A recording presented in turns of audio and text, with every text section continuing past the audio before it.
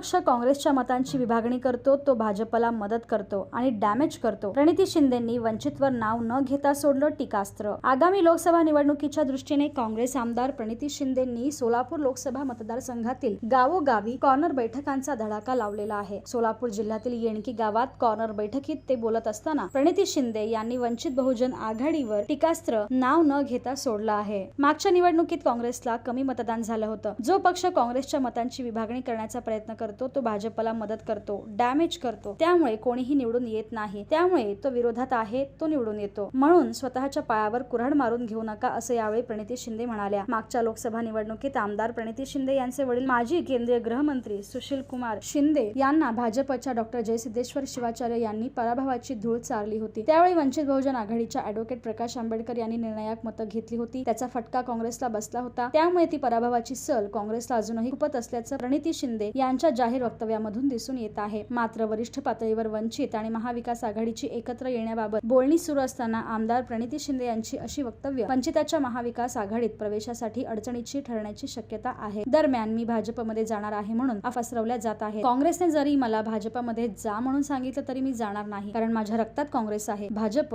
हा फक्त अदानी आणि अंबानी या दोन लोकांचा वाली आहे. मात्र काँग्रेसचे मायबाप हे लोक आहेत. इथे हुकुमशाही नसून लोकशाही आहे. मी आमदार खासदार असेन माझ्या घरी, पण इथे मी तुमची नोकर आहे. लोकप्रतिनिधी नेहमी लोकांचा प्रतिनिधी असतो. त्यामुळे चाबूक तुमच्या हातात आहे. मला सत्तेशी काही घेणं देणं नाहीये, कारण ती मी लहानपणापासून बघितलेली आहे. मला टक्केवारी करायची नाहीये, कारण मी ठेकेदार नाहीये. मी एक कार्यकर्ती तुमच्या समोर उभी आहे, असे प्रणिती शिंदे म्हणाल्या.